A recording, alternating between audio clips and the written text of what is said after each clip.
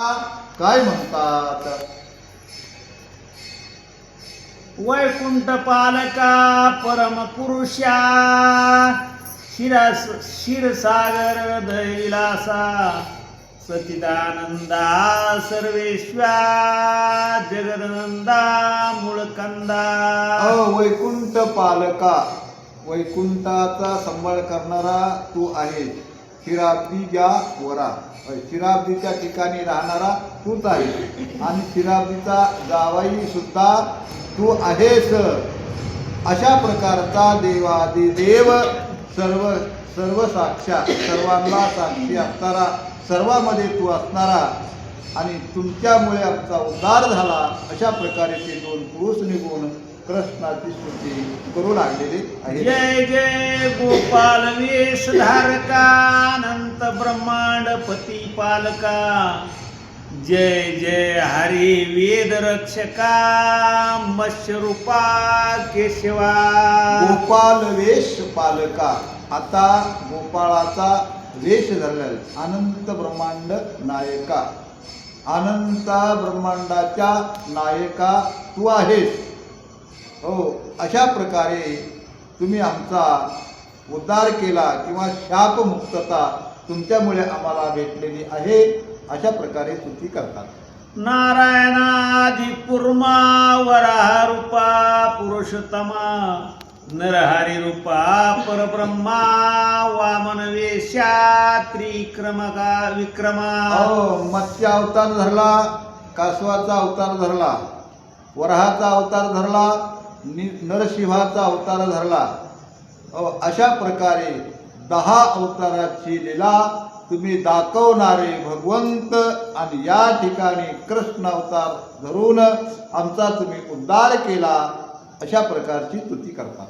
निक्षत्रिये केली धरणी पंचवटी वासिया चापपाणी तोची तू गोवळी अवतरुणी लीला दावेशी भक्ताशी. परशुरामाचा अवतार घेतला, 21 वेळेस पृथ्वी निक्षत्रिय केली, नंतर रामचंद्र झालात. आपलं पंचवटीच्या ठिकाणी येऊन तुम्ही अनेक लीला दाखवली आणि तोच तू परमात्मा या गोकुळामध्ये अवतार घेऊन आणि या गोकुळामध्ये लीला दाखवित असताना तुम्ही आमचा उद्धार केला, अशा प्रकारे म्हणतात.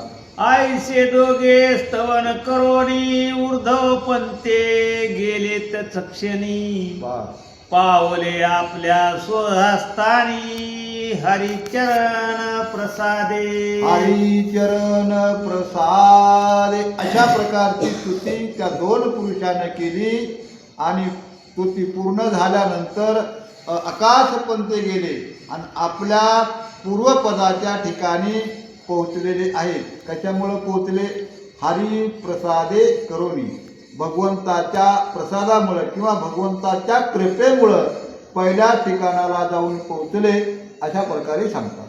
आसो बाहेरून आला नंद तव दोन्ही वृक्ष सुबद्ध उन्मळोनी पाडिले गोविंद वृक्ष संधीत सापडला. आसो नंदराजे बाहेर गेलेले होते, बाहेरून आले, घराच्या दारामध्ये जवळ 2 वृक्ष होते महाराज. दरवाजामध्ये यंगायच्या अगोदर ते वृक्ष लागत होते.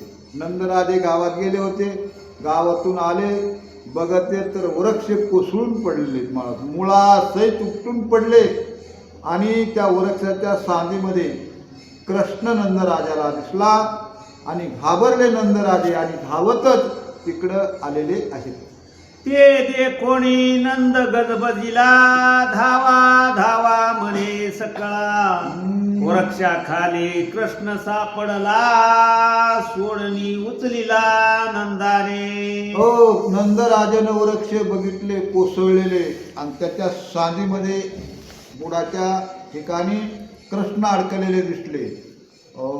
नंदराजा घाबरून गेले आणि मोठेने एकच हाक केली, अरे धावा रे म्हणले, धावा, माझा कृष्ण. 2 वृक्ष उन्मळून पडलेत आणि माझा कृष्ण त्या वृक्षामध्ये सापडलेला आहे. कुणीतरी धावा, कुणीतरी या, माझ्या बाळाला या वृक्षामधून काढा. अशा प्रकारे मोठ्यानं नंदराजे म्हणले. त्यावेळेस गावातले गवळे आणि गवळणी धावतच येऊ लागलेल्या आहेत. वार्ताय कोणी श्रवणी हृदय पिटी धबधबा जननी वा धावती सकळ गोपाळ गवळणी नंदांगणी दाटी झाली. अंगणातले वृक्ष पडले आणि त्या वृक्षामध्ये कृष्ण सापडला. हे कानावर शब्द मातेने ऐकले. मातेने तर छातीच बाडवायला चालू केली आणि माझं बाळ माझं लिकरून वृक्ष एवढ्यानी पडले आणि माझं लिकरू आतमध्ये सापडलं. माझ्या लेकराचं काय झालं असेल म्हणून छाती बडीत मोठेने आरडत नंदर आणि धावतच त्या ठिकाणाला येऊ लागलेली आहे.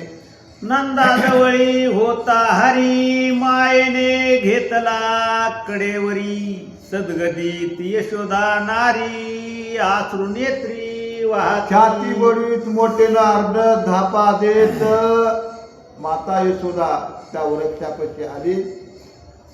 कृष्णाला नंदराजाच्या कडेला बघितलं, समाधान वाटलं आणि माता यशोदेने तो नंदराजाच्या कडेचा कृष्ण आपल्याजवळ घेतला आणि मटामट चुंबन घेऊ लागली आणि बघू लागली.